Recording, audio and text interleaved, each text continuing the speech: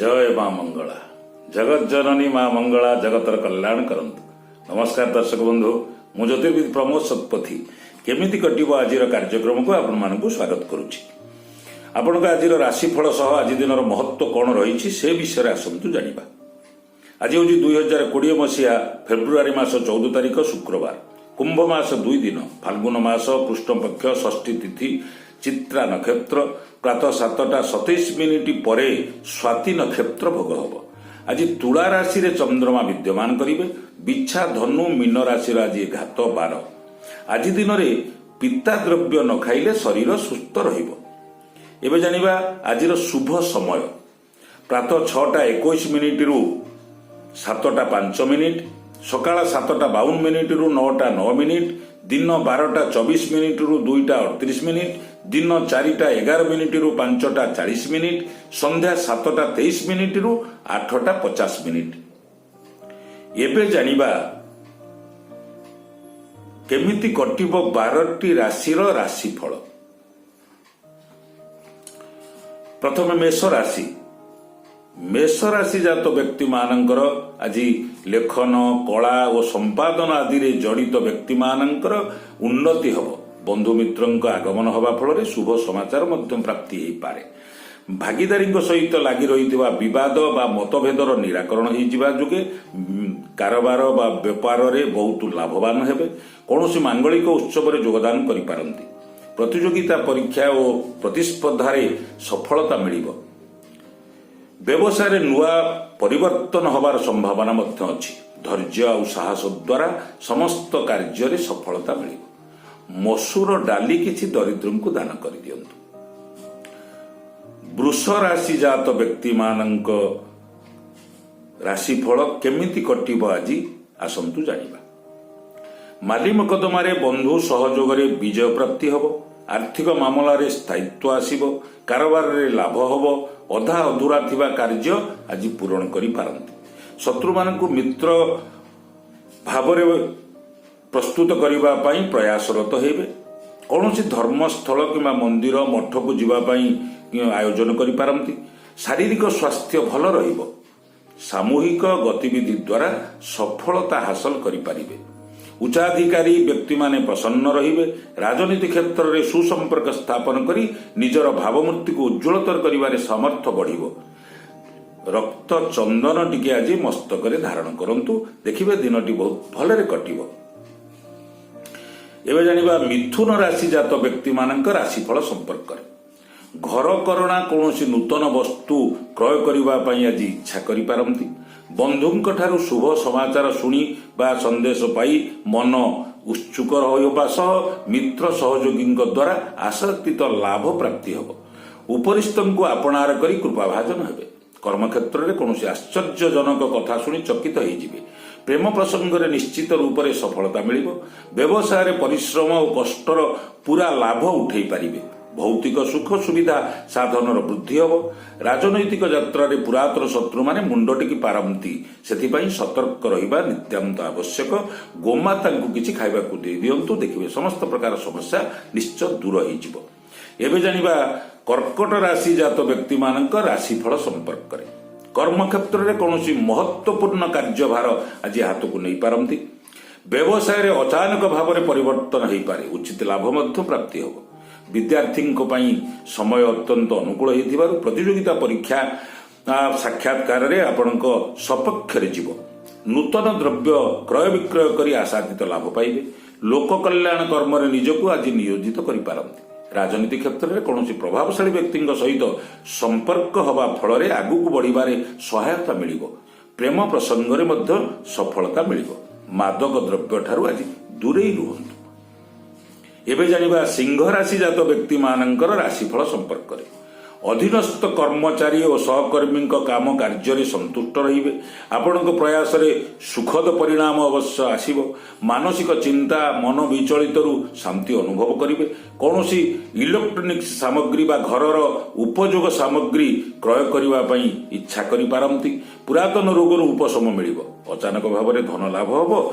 निश्चित रूप से योजनाबद्ध कर्म रे सफलता मिलिबो। କୌଣସି ସାମାଜିକ ବା ମାଙ୍ଗଳିକ ଆୟୋଜନରେ ଯୋଗ ଦେଇପାରନ୍ତି। ନୂତନ କାମ ଆରମ୍ଭ କରିବା ପାଇଁ ଇଚ୍ଛା କରିପାରନ୍ତି।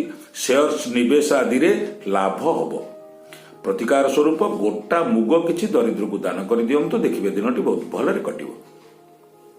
ଏବେ ଜାଣିବା କନ୍ୟା ରାଶି ଜାତ ବ୍ୟକ୍ତିମାନଙ୍କ ରାଶିଫଳ ସମ୍ପର୍କରେ। ସମାନ ବିଚାରଧାରା ବ୍ୟକ୍ତିଙ୍କ ସହିତ ଆଜି ଭେଟ ହେବା ଫଳରେ ଆୟ ପ୍ରତିଷ୍ଠା ଅପ୍ରତ୍ୟାଶିତ ଭାବରେ ତେଜ ଆସିବ ଏବଂ ସାମାଜିକ କାର୍ଯ୍ୟରେ ଅଧିକ ସମୟ ବିତେଇ ପ୍ରଶଂସା ପାଇବେ। ଉଚ୍ଚାଧିକାରୀମାନେ ପ୍ରସନ୍ନ ରହିବେ। ଧର୍ମ କାର୍ଯ୍ୟରେ ଆଜି ନିୟୋଜିତ ହୋଇପାରନ୍ତି। ଅନେକ ଦିଗରୁ ଖୁସି ମିଳିବ। ପ୍ରେମୀ ପ୍ରେମିକାଙ୍କ ମଧୁର ମିଳନରେ କୌଣସି ବାଧାବନ୍ଧନ ସୃଷ୍ଟି ହେବ ନାହିଁ। ପୁରୁଣା ମିତ୍ରଙ୍କ ସହିତ ଭେଟ ହେବା ଫଳରେ ପରିବାରର ପୁରୁଣା ସମସ୍ୟା ସମାଧାନ ହୋଇଯିବ। ରାଜନୀତି କ୍ଷେତ୍ରରେ ଲୋକ ସମ୍ପର୍କ ଆତ୍ମସନ୍ତୋଷ ବଢ଼ାଇବ। କେଶର ହଳଦୀ ଚନ୍ଦନ ମସ୍ତକରେ ଧାରଣ କରନ୍ତୁ, ଦେଖିବେ ଦିନଟି ବହୁତ ଭଲରେ ଆଜି କଟିଯାଇପାରିବ। ଏବେ ଜାଣିବା ତୁଳା ରାଶି ଜାତ ବ୍ୟକ୍ତିମାନଙ୍କ ରାଶିଫଳ ସମ୍ପର୍କରେ। କାମ କାର୍ଯ୍ୟରେ ଗମ୍ଭୀରତା ପୂର୍ବକ ଧ୍ୟାନ ଦେଇ ବହୁତ ପଇସା ଆଜି ଇନକମ୍ କରିପାରିବେ। ଶତ୍ରୁ ବିରୋଧୀ ମାନେ ଯେତେ ଚାହିଁଲେ ମଧ୍ୟ ଆପଣଙ୍କର କିଛି ଅହିତ ସାଧନ କରିପାରିବେ ନାହିଁ। କୀର୍ତ୍ତି ପ୍ରତିଷ୍ଠାକୁ ସ୍ପର୍ଶ ମଧ୍ୟ କରିପାରିବେ ନାହିଁ। ପରୋପକାର ବା ଲୋକ କଲ୍ୟାଣ କାମରେ ବ୍ୟସ୍ତ ରହିବେ। ବ୍ୟବସାୟ ପାଇଁ ଆଖପାଖକୁ ଯାତ୍ରା କରିବାର ସମ୍ଭାବନା ଅଛି। ପୁରୁଣା ବନ୍ଧୁଙ୍କ ସହାୟତାରେ ଆର୍ଥିକ ସ୍ଥିତି ବଦଳିଯିବ। ରାଜନୀତି କ୍ଷେତ୍ରରେ ଲୋକପ୍ରିୟତା ବୃଦ୍ଧି ହେବା ସହ କୌଣସି ଠାରୁ ଶୁଭ ସମାଚାର ମଧ୍ୟ ଶୁଣିବାକୁ ପାଇବେ। ଗୋଟା କୋଳଥ କିଛି ଦରିଦ୍ରଙ୍କୁ ଦାନ କରିଦିଅନ୍ତୁ, ଦେଖିବେ ଆଜି ଦିନଟି ବହୁତ ଭଲରେ କଟିବ। ବିଛା ରାଶି ଜାତ ବ୍ୟକ୍ତିମାନଙ୍କ ରାଶିଫଳ ସମ୍ପର୍କରେ ଆସନ୍ତୁ ଜାଣିବା। ଜମି ଯାନବାହନ ସମ୍ପତ୍ତି କ୍ରୟ ବିକ୍ରୟ କରିପାରିବେ। ମିତ୍ର ସହଯୋଗୀମାନେ ସାହାଯ୍ୟ ସହଯୋଗ କରିବେ। କୌଣସି ମହତ୍ୱପୂର୍ଣ୍ଣ କାର୍ଯ୍ୟ ନିଜ ହାତକୁ ଆଜି ନେଇପାରନ୍ତି। ଶୁଭ ସମାଚାର ଶୁଣି ମାନସିକ ଚିନ୍ତା ଦୂର ହୋଇଯିବ। ଗୁରୁଜନଙ୍କ ଠାରୁ ଆଶୀର୍ବାଦ ପାଇ ମାଲି ମକଦ୍ଦମାରେ ମଧ୍ୟ ଜିତିପାରିବେ। ଧର୍ମ କାର୍ଯ୍ୟ ଶୁଭ କାର୍ଯ୍ୟରେ ଯୋଗଦାନ କରି କିଛି ଅର୍ଥ ମଧ୍ୟ ବ୍ୟୟ କରିପାରନ୍ତି। ଗୃହୋପକରଣ ନୂତନ ଦ୍ରବ୍ୟ ଆଜି କିଛି କ୍ରୟ କରିପାରନ୍ତି। ଇଚ୍ଛା ଶକ୍ତି ପ୍ରବଳ ମାତ୍ରାରେ ଜାଗ୍ରତ ହେବା ଫଳରେ ଅର୍ଥର ସମ୍ୟକ ବୃଦ୍ଧି ହେବ। ଅଚାନକ ପରିସ୍ଥିତିରେ ଧନ ପ୍ରାପ୍ତି ହେବାର ମଧ୍ୟ ସମ୍ଭାବନା ଅଛି। ପ୍ରତିକାର ସ୍ୱରୂପ ତିଳକ ଚନ୍ଦନ ଟିକେ ମସ୍ତକରେ ଧାରଣ କରନ୍ତୁ, ଦିନଟି ବହୁତ ଭଲରେ କଟିଯାଇପାରିବ। ଏବେ ଜାଣିବା ଧନୁ ରାଶି ଜାତ ବ୍ୟକ୍ତିମାନଙ୍କ ରାଶିଫଳ ସମ୍ପର୍କରେ। ସନ୍ତାନଙ୍କ ପାଇଁ କୌଣସି ମହତ୍ୱପୂର୍ଣ୍ଣ କାର୍ଯ୍ୟ କରି ଖୁସି ହୋଇପାରନ୍ତି। ନୂଆ ଜ୍ଞାନର ବୃଦ୍ଧି ହେତୁ ପ୍ରଚୁର ଧନ ଲାଭ ହେବ। ନିଜର ଚତୁରତା ଓ ବିବେକ ହେତୁ ବିପରୀତ ପରିସ୍ଥିତିକୁ ମୁକାବିଲା କରିପାରିବେ। ବ୍ୟାପାରରେ ନୂଆ ଅର୍ଡର ବା ଏଗ୍ରିମେଣ୍ଟ କରିପାରିବେ। କୋର୍ଟ କଚେରୀ ମାମଲା ବାଦ ବିବାଦ ଆପଣଙ୍କ ସପକ୍ଷରେ ରହିବ। ପରିବାରରେ କୌଣସି ଶୁଭ କାର୍ଯ୍ୟ ହୋଇପାରେ।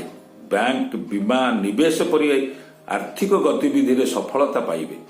ବିଦ୍ୟାଧ୍ୟୟନ କ୍ଷେତ୍ରରେ ସଫଳତା ମିଳିବ। କ୍ରୋଧିତ ହେଲେ ତିଆରି କରିଥିବା କାର୍ଯ୍ୟରେ ସଫଳ ହେବେ ନାହିଁ। ଗୋଟା ବିରି କିଛି ଅସହାୟଙ୍କୁ ଦାନ କରିଦିଅନ୍ତୁ, ଦେଖିବେ ଆଜି ଦିନଟି ବହୁତ ଭଲରେ କଟିବ। ଏବେ ଜାଣିବା ମକର ରାଶି ଜାତ ବ୍ୟକ୍ତିମାନଙ୍କ ରାଶିଫଳ ସମ୍ପର୍କରେ।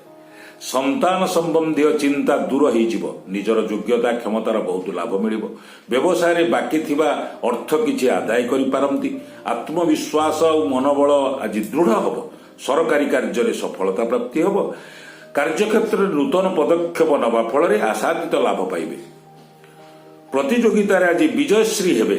ପଡ଼ୋଶୀଙ୍କ ସହିତ ଲାଗିଥିବା ବିବାଦ ଦୂର ହୋଇଯିବ। ଧୈର୍ଯ୍ୟ ସାହସ ବୁଦ୍ଧିମତା ଯୋଗେ ପ୍ରଶଂସା ପାଇବେ। ମନ ଆଉ ଶରୀର ମଧ୍ୟ ଭଲ ରହିବ। ବେଲ କାଠରେ ଚନ୍ଦନ ଘୋରି ମସ୍ତକରେ ଧାରଣ କରନ୍ତୁ। ଏବେ ଜାଣିବା କୁମ୍ଭ ରାଶି ଜାତ ବ୍ୟକ୍ତିମାନଙ୍କ ରାଶିଫଳ ସମ୍ପର୍କରେ। ଆଧ୍ୟାତ୍ମିକ ବୌଦ୍ଧିକ କ୍ଷମତା ପ୍ରାପ୍ତି କରିବେ। ଅଧ୍ୟୟନ ଅନୁସନ୍ଧାନ ଧ୍ୟାନ ପ୍ରାର୍ଥନା ଆଦି ପାଇଁ ସମୟ ଆଜି ଉପଯୁକ୍ତ। ଦୁର୍ବଳ ବା ବୃଦ୍ଧ ଲୋକମାନଙ୍କୁ ସାହାଯ୍ୟ କରିବା ପାଇଁ ହାତ ବଢ଼ାଇବେ। କଠିନ ପରିଶ୍ରମ କରି ନିଜର ପତିଆରା ବଜାୟ ରଖିବେ।